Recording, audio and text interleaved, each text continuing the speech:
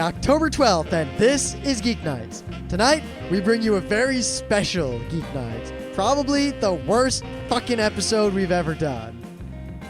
It's a bit shit. Let's do this. So we played some more Atari games today. And who is the master of the Donkey Kongs? Why, Rim? Oh, right. Yeah. Who is the master of... Outlaw Rim. No, what was the other one? You beat me at something, if you can remember what it was. You beat me at Q*bert. That's right. I beat your ass at Q*bert. There's something else I beat your ass at. What? What did you beat me at? I'm curious. I'll remember. Okay. Well, that'll be the quiz question today on the show. If Scott can remember by the end of the episode what he beat me at the Atari, which just now we're talking to Emily. Well, I was talking to Emily. And here's a bit of errata, a bit of something that I didn't realize, and Emily pointed out to me and made me feel dumb. Kind of like when Scott noticed one day that Beatles wasn't spelled like the bug. Yeah. So I said I was playing Atari games, and Emily says, Atari means to win in Japanese. Yeah. And I was like, That's why when you play Go and you're going to win, it's Atari. Yeah. Yeah. Anyway, today we're going to talk about food. Maybe. I think we're channeling the ghosts of Dave and Joel, Fast Karate for the Gentleman. I think we're channeling the ghosts of didn't get enough sleep, started recording the episode too late, ate a lot of food, and then had a busy day. See, the thing is, other than tonight when I didn't do anything and I just wasted my day, I had a really good day. Yeah. I mean, I woke up and my day was all right. And the weather was a bit shit. I'm sorry, movies you should see. I can't stop making. Rim is just becoming a pile of podcast references. I am. We might as well just be the meta podcast. We'll just mention every other podcast in the world. I don't think that's really a podcast reference. I think that's more of a British podcast pointer. All right. It's a bit shit. So, weather's crappy. And you climbed this tree. Yeah. All right. Way to ruin my story. I know, right? All right. So I'm at work and I'm wandering around. I'm at the bottom tip of the Bronx. Like, Manhattan is right there. And I'm working on some stuff. And I'm dressed up really nice because I was meeting with a client. So, I'm wearing really nice, like, business professional. I got my little messenger bag. And I got all my paperwork. And I am a stuffy-looking, white-collar businessman. And I walk out of the place I was working. And I'm walking toward my car. I parked a couple blocks away on, like, 227th Street. As I'm walking, I pass a park. And there's a perfect climbing tree. The same kind of tree that I had in my front yard when I was in high school. Pretty much the best climbing tree I'd seen in a long time. And I look around, and there's no one watching me. The street's empty, because it's like 1 o'clock. So I drop all my stuff. I unbutton the top couple buttons of my shirt. I untuck it. I jump up, and I climb that goddamn tree. I climbed like 20 feet into the air. Now, one, I would like to point out that I am a little bit older than I was the last time I climbed a tree. And I don't feel really slower or, starting to wear down in any real way. But I can tell you that my body felt a lot heavier and a lot more fragile than it used to when I was climbing that tree. Yeah, I noticed that too. When I was a kid, I used to be able to jump down a jillion stairs and do all kinds of crazy stuff.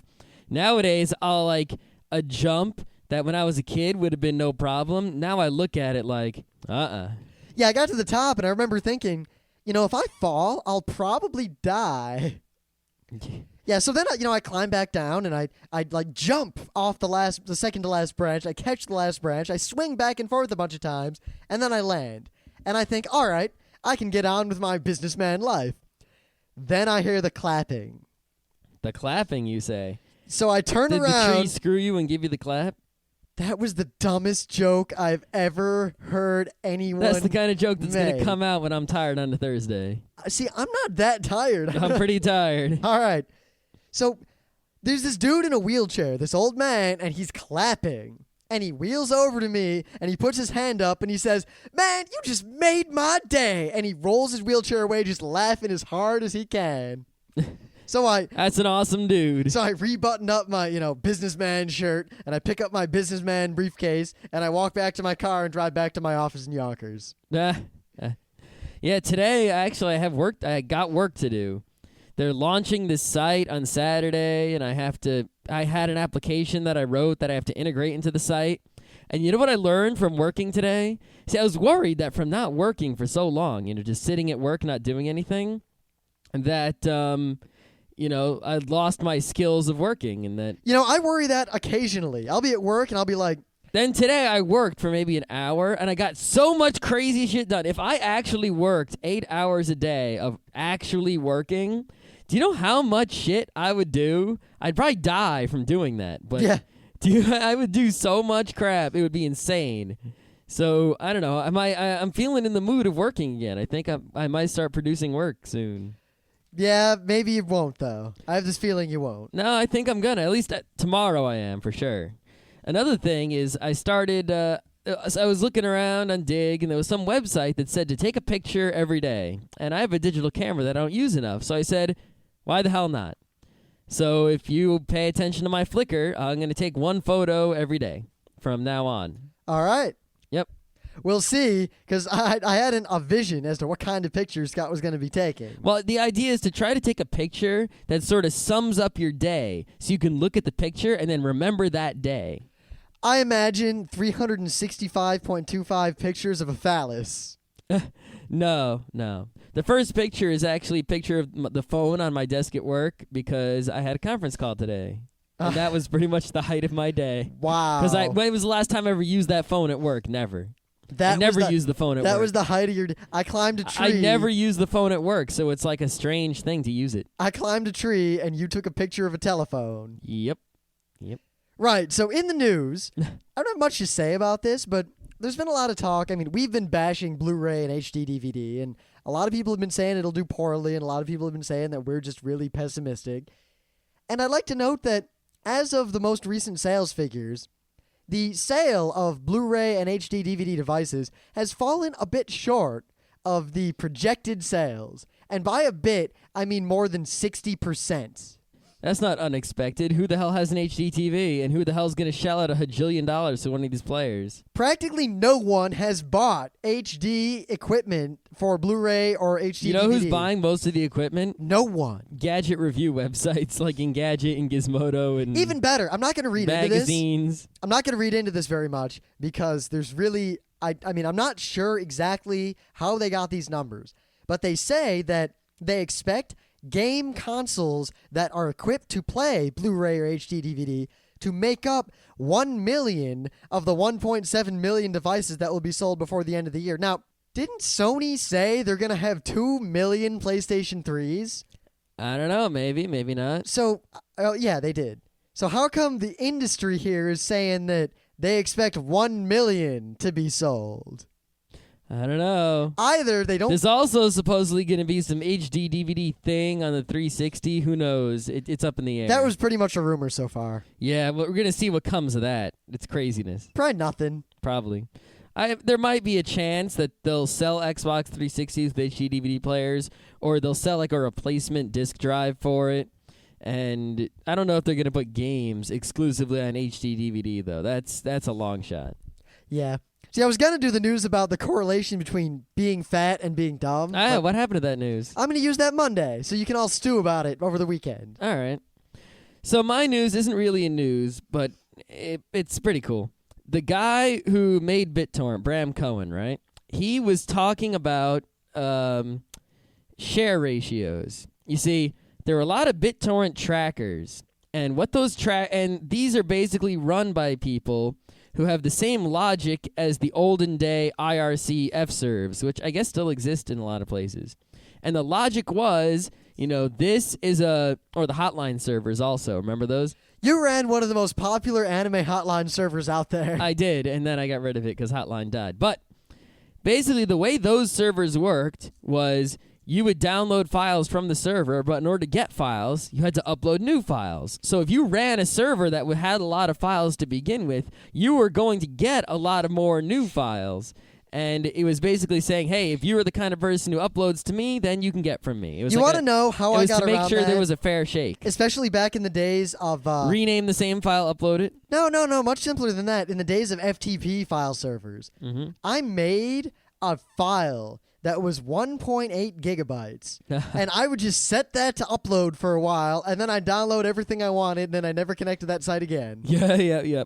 No, but a lot of BitTorrent trackers are setting share ratio monitors. What they do is they say, hey, if you're only downloading and then closing right away instead of sticking around and uploading, then we're going to kick you off of our, torrent trackers so you can't get our stuff anymore. That's fine. Whatever. Well, those people are complaining because now people are getting BitTorrent clients that falsely report how much they are uploading and downloading so that they don't get banned by trackers even if they do things the right way. Oh, fine, whatever. It was a self-correcting situation. Right. So, Bram Cohen, what they'd happened is the people running those trackers, right, were complaining that they need to change the BitTorrent protocol so people can't lie about how much they're uploading and downloading. Let me guess. My guess here is that Mr. BitTorrent gave them the double deuce. Oh, he gave them the triple deuce. He's like, you know what? If you weren't banning people, they wouldn't need to be lying in the first place. And also, your banning based on share ratio is completely stupid. There's nothing wrong with BitTorrent the way it is. You don't need to force people to seed. And then he goes on to talk about how, if there's a new torrent that's hot, right, there's going to be a lot of, whoever's uploading it at that point, the few uploaders are going to have a lot of upload activity. And then in the middle of the torrent, there's going to be, really hot activity on both ends. And then towards the end, if someone comes in to download at that point, they're going to get the file really quick because there'll be a bunch of seeders and no one else downloading because it's already done. So people coming in late to a torrent would get shafted by these idiots who don't know how to run their trackers. And those are the people who get banned just because they came late to a torrent.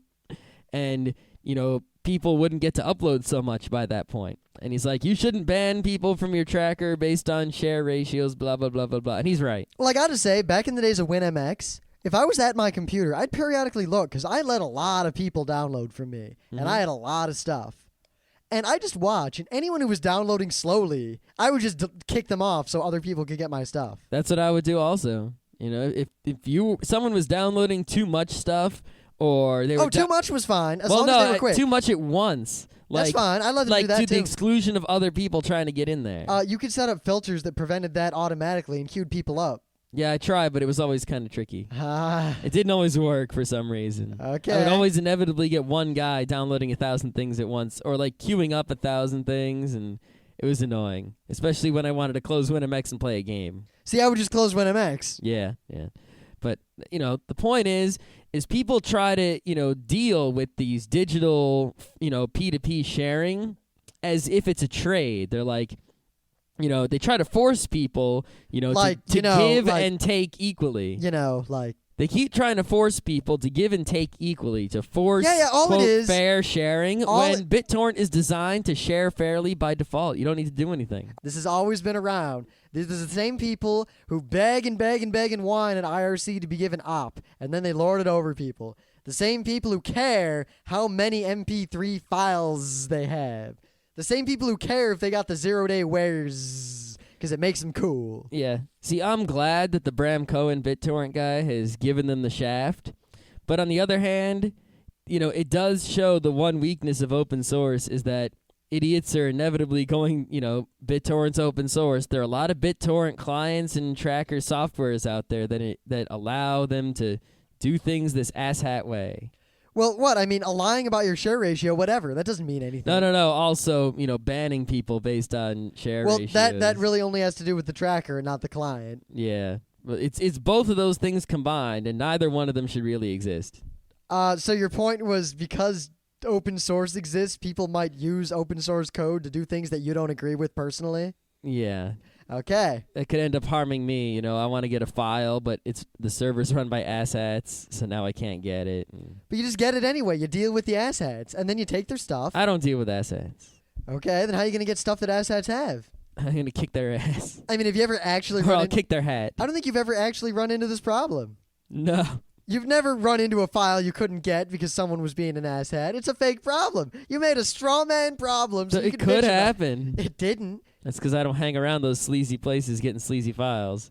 Yeah. It's mostly like porno BitTorrent trackers. I imagine. And where's BitTorrent trackers? No one else actually cares about that shit. Yeah, so where do you get your porn anyway? I don't know. I'm thinking about getting it from a new place. So where you been getting it? I don't know. I'm looking for new places. What do you mean you don't know? How can you not know where your porn comes from? Unless you don't want to say the name of it because it's something No, it's not really that weird. that weird. All right, so Wait a minute, I gotta go back to this. why don't we change the episode? Maybe instead of food, we'll talk about where Scott gets his porn. I don't know, because there's a new website, youporn.com, which is like the YouTube of porn. I might go there. But it didn't work the last time I tried it. It was all crashing and freezing. Mm-hmm. We'll have to see if it's any better now.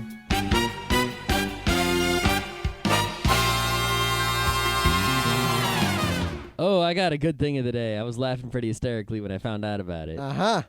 So, do you know about Le Mans? That 24-hour race that's really, really, really, really boring. Well, Le Mans, I think it's a type of racing. I don't know enough about it because I don't care about it.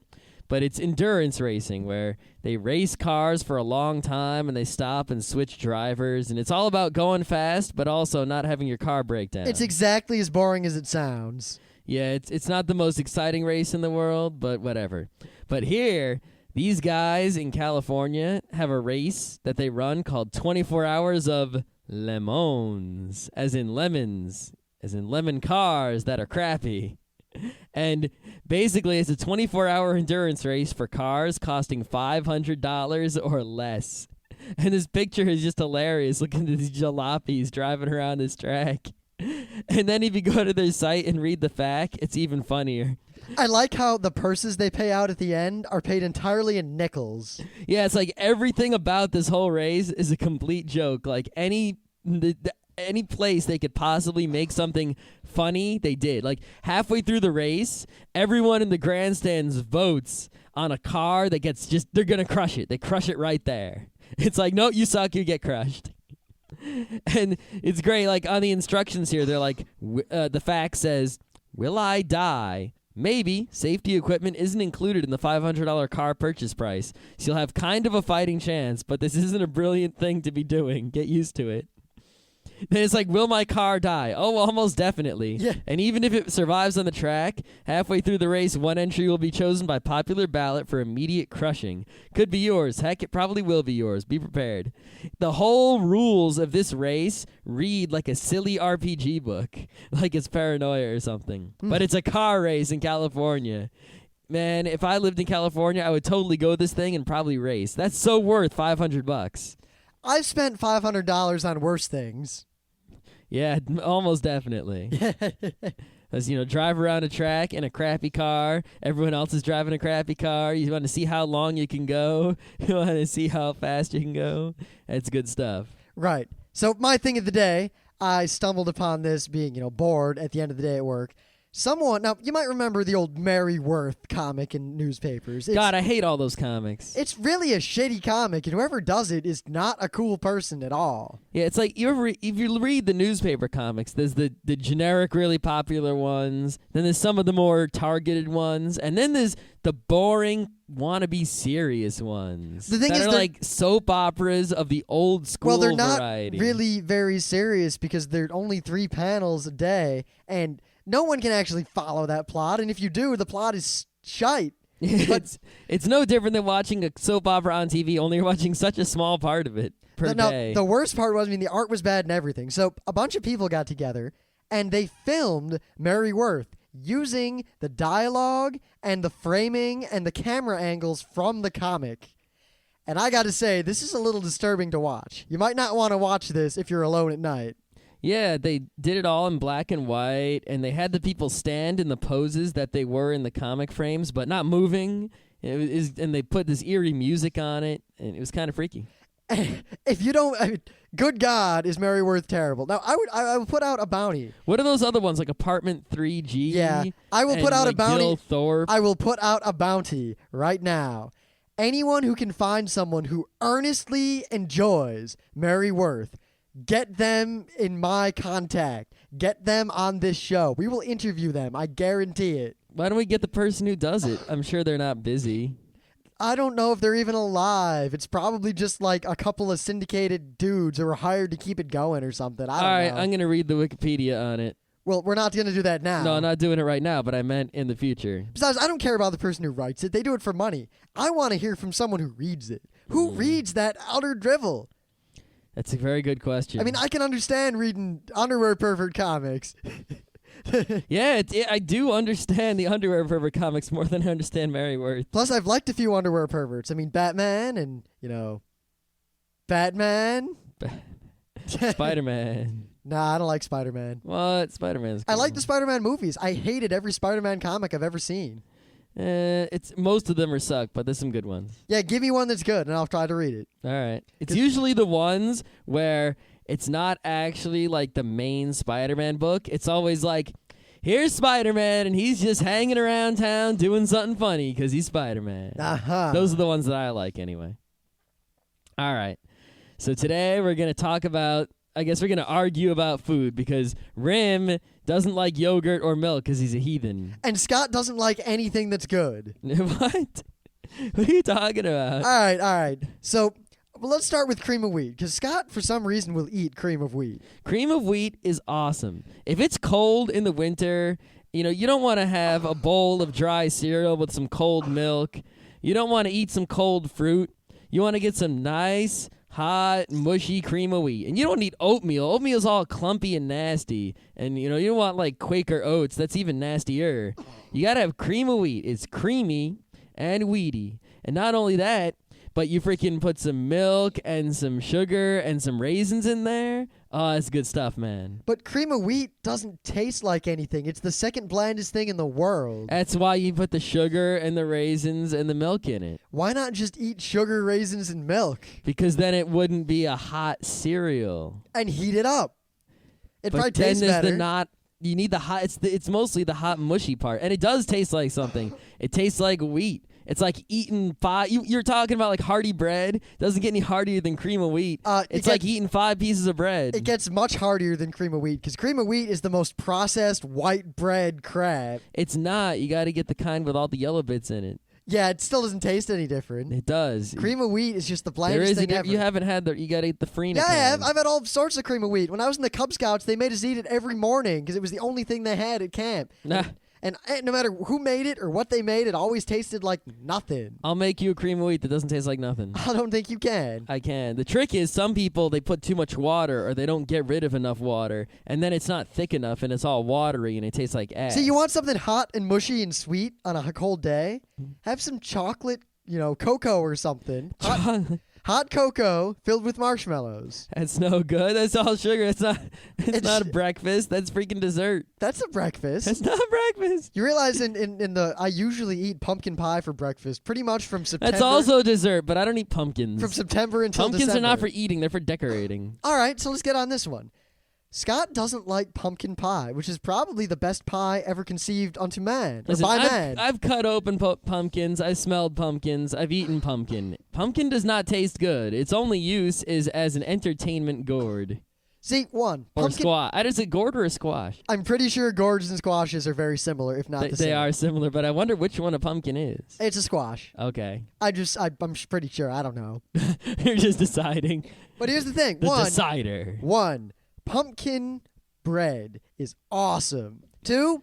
Pumpkin seeds, when roasted, are awesome. And 3. Pumpkin pie, especially when it's got a lot of nutmeg in it, is the most wonderful dessert pie in the world. Oh, I get it. It's all about the nutmeg and the hallucinating. That's why you like it.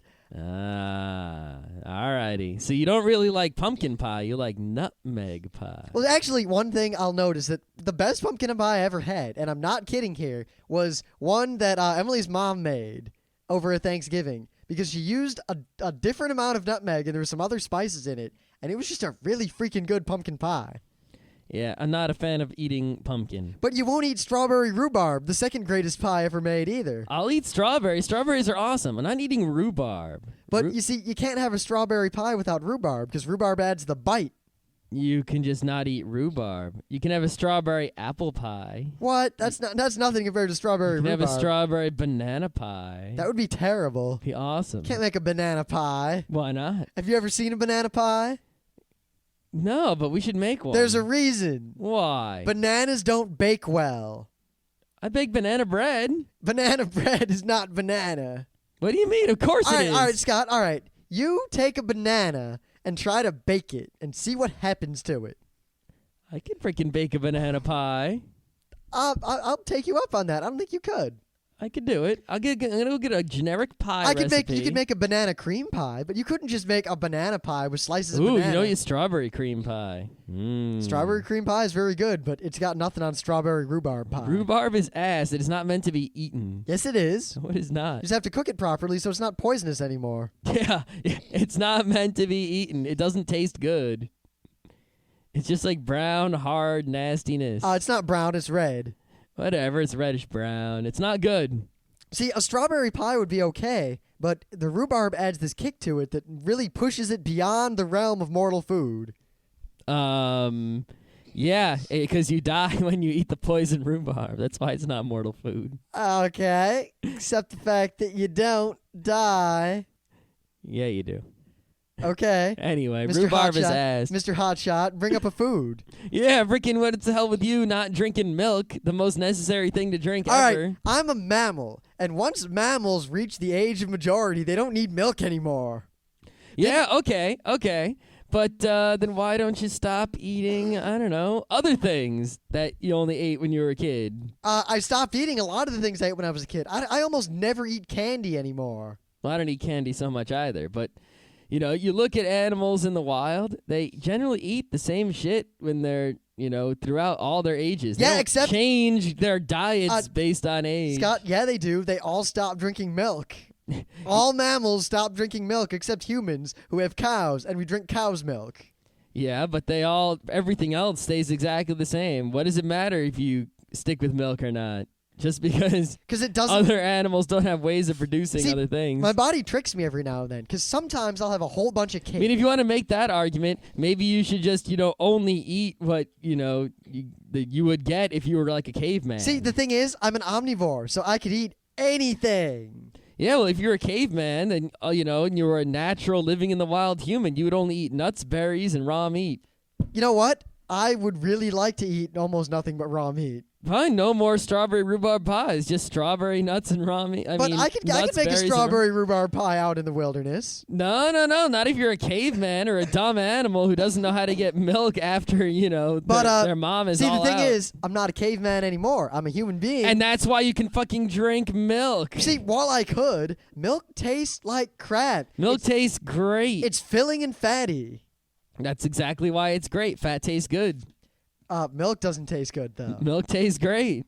Milk is like the most refreshing thing. I mean, you eat like a cake or a chocolate chip cookie or anything. See, an I've Oreo. thought that. I've noticed because every now and then I'll eat a whole bunch of chocolate cake or something. I'll eat like a half a pound or of chocolate Girl cake. Scout cookies. Girl Scout cookies are nasty. Well, some of them are. All of them are. I can't stand them anymore. No, it's all about the regular. The trefoils are good. No, and the Thin Mints are okay. When I was a little kid, I liked Girl Scout cookies, but now I've grown up and I try to eat them, and all of them except for the shortbread ones. That's the trefoil. I know. Tastes like processed crap. It's just like corn syrup and fat and lard. Well, the Thin Mint ones are okay, but the trefoil ones are by far the best. They're actually pretty crappy compared to real shortbread cookies.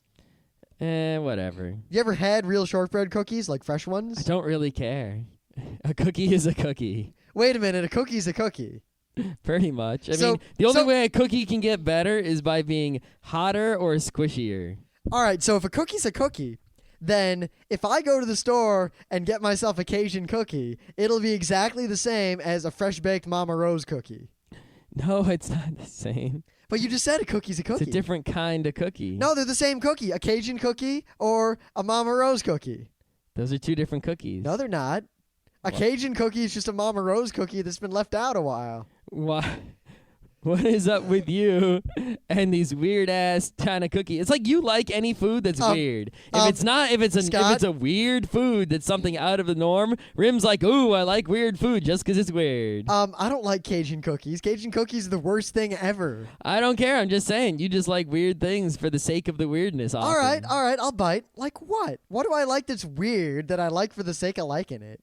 Pretty much everything you eat. Could you give me You an example? also, whenever you cook something, you will add like a bajillion spices just for the sake of adding a bajillion spices. All right, like what? I mean, if I make a grilled cheese, nothing makes a grilled cheese better than having some dill sprinkled in with the butter on the outside. No, that's generally not a good idea. Where have you ever seen anyone do that but you? Restaurants. What restaurant puts dill in the butter on a grilled cheese sandwich? I've seen a lot of diners put dill on the grilled cheese. I never heard of such a thing and never seen such a thing ever. Or all right, what else? What things do I add spices to that you don't like me adding spices to? Pretty much any time you cook a tomato sauce, you take every spice that we have in the cabinet and dump it in there, and then the tomato sauce is basically just a spice mush. Actually, all I put in is paprika usually, and I don't even put in that much. Why? You're not putting in enough because you do got to put something in there. Yeah, I put paprika in there. It's usually not the net thing you need to put in so much of. You generally need more garlic powder in there. That's what you need. All right, but I thought I wasn't supposed to put stuff in. You are, but you put way too much stuff in. You like throw spices and all kinds of crazy stuff. I think you might as well just eat the spice because the way you put spice on, all the other flavors are destroyed. See, I think this argument comes out of the fact that Scott makes effectively McDonald's eggs. I do not make McDonald's eggs. Scott's idea of cooking eggs is he'll beat them up, right?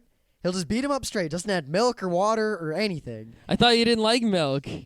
I don't like drinking milk, but milk is useful for cooking. Well, but you're a mammal. You're done. You shouldn't ingest milk. No, that wasn't my argument. Wasn't that I shouldn't because of that. My argument was that is a funny argument. The actual argument is that drinking milk is not a fun thing and it doesn't taste good. It refreshes the palate after a dessert. You know what refreshes the palate much more after dessert? Some wine or a cold beer. Yeah, I think you just you're like those people who like drinking wine because you like being all wine and fruity. I really like wine. What do you want? You like being all fruity. I don't think I like being all wine. fruity. It just tastes like bad grape juice. Yeah. You've right. never actually had good wine though. The only wine you've ever had is Manischewitz and hobo wine. I don't know, I drank some other crazy wine once. No, you didn't. It just tasted worse. You drank that mead, but that mead was bad. That mead was. You gave me something once, like way back at RIT. Yeah, at RIT, I bought this bottle of mead, and we all opened it up, and we all tried it, and it tasted like an open asshole. I think there was another time I drank like some white wine, and it tasted bad. Mead was whitish. Whatever. The point is, white wine, especially white wine, but also fancy red wine, is bad. I mean, white grape juice is bad enough. And I can eat a green grape. A green grape is all right. Not as good as a red grape, but good enough. And a grape juice that's, red grape juice, that tastes good too. But white wine is just bad. It doesn't taste like grapes. It tastes just like bad water. See, I don't know where you're coming fruit from. Water. Because white wine is fantastic. I really like a good German ice wine. It tastes like bad fruit water. No, it doesn't. It tastes like ice wine and those kinds of things. Tastes like really sweet, like Rieslings. Whatever. You just like knowing all those fancy names. I need to know the names so I know what to buy. Like if I try a wine and I like it, I remember. You just the name. know you like just to know them and to say them so that other people go, oh, he knows the names of the fancy. It's that whole wine culture of. Except it's not because that wine culture is bullshit. Yeah, but you're all into it, and then you say it's bullshit. It's being in something and saying it's bullshit is called hypocrisy. Good job. You're hypocritical. See, that's like if I go, oh man, all this psychic shit is bullshit. Let me read your mind, man. See, now the problem here, Scott, is that was a straw man, and more importantly, in terms of straw man, he has no brain. It seems to me that your argument with food, with me, or with everyone, because you've made the same argument to other people before, is that if anyone in the world likes something that you don't like, then you assume that they like it for some stupid reason and they don't actually like it. No, not everything. It's only things that are, weird. Wine is not weird. Wine was the staple of drink for thousands of years of human existence. Yeah, it's not It's not weird. It's weird to have all these different strange, varieties of wine. They're not strange. They only sound strange to you because they're in other languages because they come from those countries. It's called ice wine because it's German. No, I bet if the wines didn't have fancy names, if they actually named them like wine number 1, wine number 2, Scott, wine number 3 or something, like that. I'm saying the marketing of the wine and the labeling of the wine wine has a huge effect on you and your psychology. No, it doesn't. Yeah, it does. You know what has a huge effect on me? The way a wine tastes. No, I don't think so. Because you realize the names of wines, it's not like marketers came up with them like, we're going to call this wine a Merlot, and we're going to call this wine a Chianti, and we're going to call this wine a whatchamacallit, a Hebrew. You know what I should do? We should take wines and like take them out of the bottles and switch them into different bottles and see if you can tell. I don't think you could. I can tell the difference. I mean, here's the thing. I've had some... But like if you went to the store and you bought a Merlot and there was actually something else in that bottle and it wasn't a Merlot, you wouldn't freaking know. You'd just be like, oh, this is an excellent Merlot. Doo, doo, doo. See, actually, probably not, because my Merlots taste a pretty general way, and if it didn't taste like that, it'd probably taste pretty bad, and I'd go, this isn't good, and I'd just pour the bottle out. Well, it wouldn't be something bad. It would be some other wine. That was good. It just wouldn't be a Merlot. It'd be some other wine. I don't know any names, but you get the point. See, I can tell the difference between the wines I like, but I can't tell the difference between most wines because I don't know enough about them. But like Merlots, I've had a whole bunch, so I can kind of tell. And if I drink like Alsatian wines, I drink a lot of those because I like them. So I could tell if you gave me just some crapo white wine when I expected another one. But if you gave me what's your blah, blah, blah, or versus a blah, blah, blah, blah, blah, and I don't drink those much, if at all, then I couldn't tell. I probably wouldn't know. It's a whole culture of wine is no good. That's all I'm saying. But you realize the names come from, ancient practice. It's not about the names. So what's it about? What's wrong with wine? It's about the fact that you not just like it because it tastes good. I like it purely because it tastes good. No, it doesn't taste good. Yeah, it does. No, it doesn't. See, that's the thing. I think it starts out where you like it because you want to like it, so you get into it, and then you decide that it tastes good. You change your own mind to make so that you like what you want to like, and then you actually like it afterwards. But you don't like it to begin with. You make this argument to almost everyone who likes things that you don't like. No, it's not just when you like things that I don't like. There are things you like that I also like, or things that we both don't like, and it's the same thing. See, don't forget, when I first had communion, because I went to a Catholic school and they made us do all that stuff, and we had to eat the little Jesus cookie, and then we got to drink some red wine out of this giant gold chalice. And everyone drank out of the same chalice, which is kind of horrible now that I'm older. Yeah, that is kind of horrible. I'm glad I didn't get tuberculosis or something. Ooh, shits. But the thing is, it tasted really, really good. And I got in trouble because whenever communion came, I'd tip the thing up in the priest's hand and drink as much as I could. And I've always liked wine from the first time I ever had it. Same with soda. I remember the day my mom gave me a small glass of Dr. Pepper with ice cubes in it. And it was like ambrosia. And from that day forth, I drank Dr. Pepper almost every day. And in fact, in high school, I would drink 5 or 6 cans a day, every day. I drank a can of soda when I was a kid, and it hurt my mouth, and it was poisonous. It tasted like acid that was just... All right. So here's something you don't like. Soda. Soda's poison. I don't drink it. How is it poison? Number 1, the carbonation hurts. Number 2, it tastes like ass. Wait, I got to back that up here. The carbonation hurts. It does. So you're saying that carbonated beverages in some way harm you? They don't. They make my mouth feel pain. That's not normal. What's not normal about it? Do you think that everyone else feels pain when they drink soda? I think they just, I don't know, maybe they like it. There's no pain when you drink soda. It doesn't hurt. It stings. No, it doesn't. Yeah, it does. No, it does. I just had some tonic water. It doesn't sting. You know what stings? The quinine. Whatever. It stings. Whenever I drink a carbonated beverage, even a lightly carbonated one, it goes, and then it goes away. See, to me, carbonation is very refreshing. No, it's no good. All right. It's just annoying. I want to taste the beverage. I don't want to have all these poisonous bubbles in my mouth. So why don't you drink some flat soda? Because it tastes like ass. What kinds of soda have you had flat? I think I had flat ginger ale and had diarrhea once. Flat ginger ale is great. It tasted like bad water. Okay, so apparently wine and pop taste the same. They taste like bad water to you or bad grape juice. And, well, it was bad in a different way. Okay. And the soda tasted like freaking acid. It was, I don't know how anyone drinks that shit. Because it tastes great. No, it doesn't. It tastes bad. In fact, as Very soon as we bad. stop recording this, I'm going to go drink some Tom Collins mixer with some ice over it while I do the post-production. Drunky. There's no alcohol in Tom Collins. It's just, it tastes kind of like Squirt. What the hell is Squirt? Squirt is a soda I haven't seen for sale in a long time. The closest thing I found to it is Tom Collins, so I drink that instead. Here's the point. You're just drinking weird stuff because you like drinking It's weird stuff. not weird. I like Squirt. It's just citrus. It's a citrus drink. But that's you're like, oh, carbonated. I'm drinking a Tom Collins something fancy. It's not fancy. It was 99 cents. I bought like 10 of them. The point is, it's something out of the ordinary. No, it's not. It's a common drink. Squirt was just this brand. When was the last time you heard anyone say, I'm going to drink me some Tom Collins mixer? Actually, when we were at the concert, someone ordered a gin and Tom Collins, Uh-huh. a.k.a. a gin Collins. I'd never even heard of Tom Collins before in my life. Actually, I looked up on Wikipedia, and that's how I found out what it was, and then I bought a bunch. Uh-huh. Because I heard it, so then I go and I look on Wikipedia, and it's the same as Squirt, and I really liked Squirt, but I haven't seen it for sale in a long time. So I bought it, and it tastes like Squirt. So now I got one of my favorite sodas back. Now, if only I could get myself a big pile of some Faygo Red Pop, I'd be good to go. Yeah, just great. All these poisonous ass Some weird rock and things. rye. Yeah.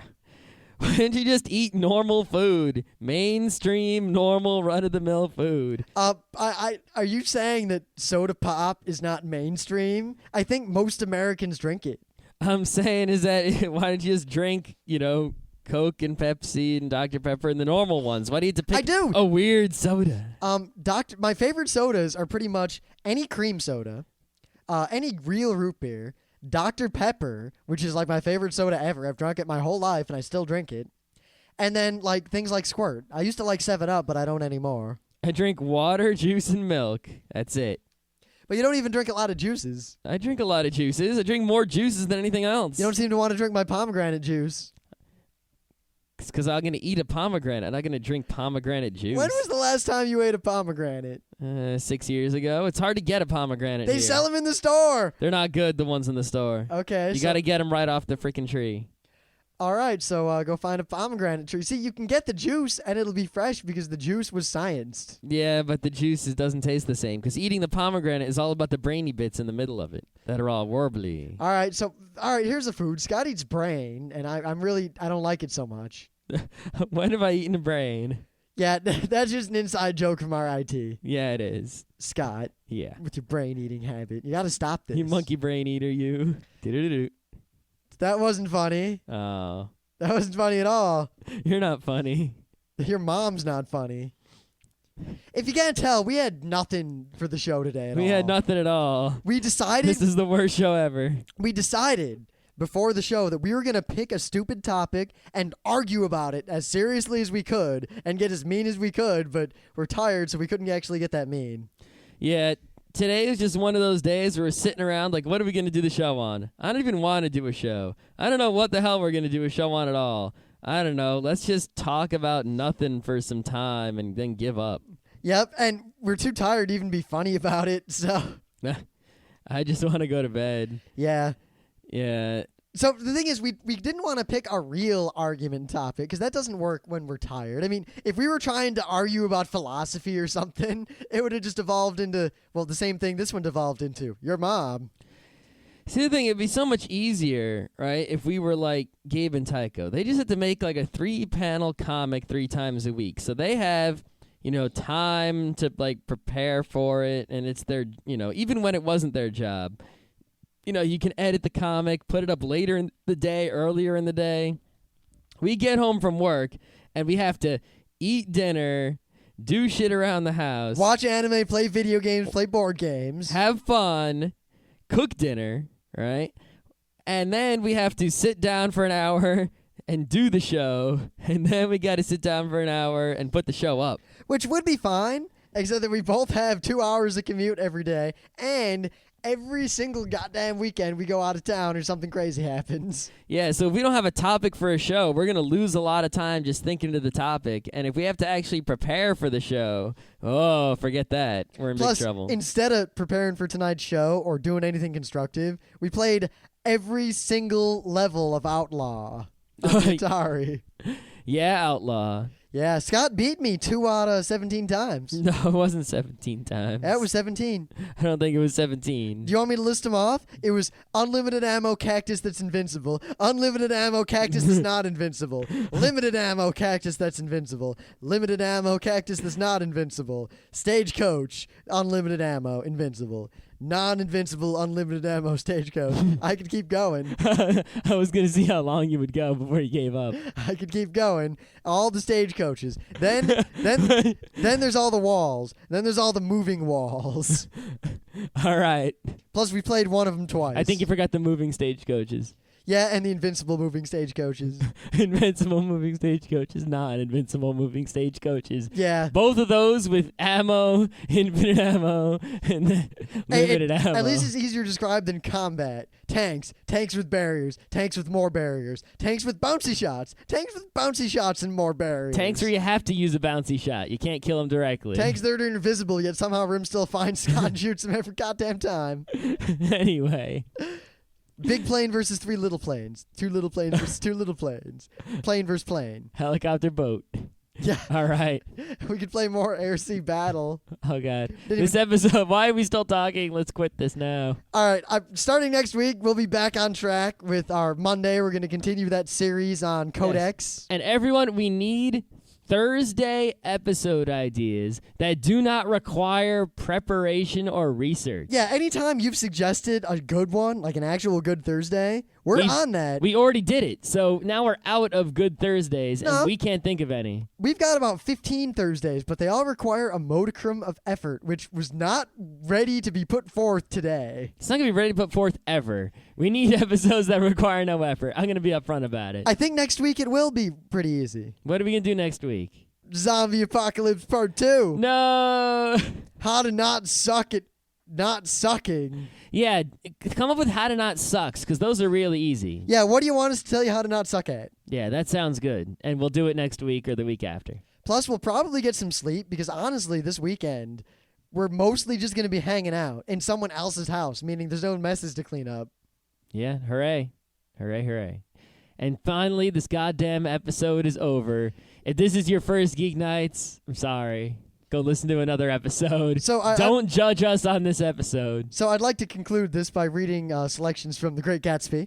All right. And now pay attention. This might take a while. I read the entire Wikipedia on Andy Kaufman today. All right.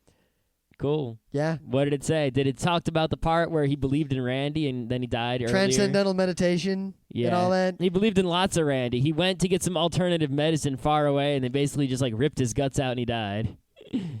Or they did like the thing where the guy pretends to rip your guts out. Yeah, psychic surgery. Yeah. And, instead of going to get real medicine, and then he died. Yeah, of course, all the other stuff was fake, so it's hard to tell with him what he really did and what he was just making up. Yeah, it's like he faked other people, but then he got faked himself. But did he really? What if that was all an elaborate thing, too? I don't know. The man was crazy. Watch, the man's probably still alive. No, he's not. If he's alive, he's chilling with Elvis. Yeah, on the moon. Yeah, I'm sure. Ah. This episode is done now. Oh, is it? It keeps going. You just can't stop it. This is a bad train wreck. Here's another Amtrak coming down the rail. I'll say this at least. This episode was better than a couple of podcasts out there that I've tried to listen to. Oh, God. Yeah, next week we'll be back on track. Tonight, we're going to bed.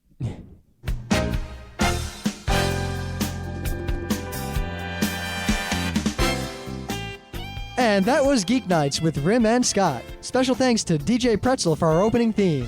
Be sure to visit our website at www.frontrowcrew.com.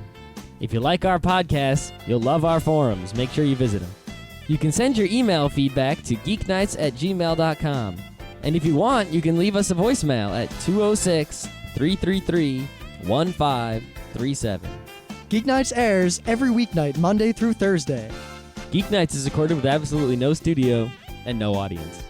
But unlike those other talk shows, it's actually recorded at night.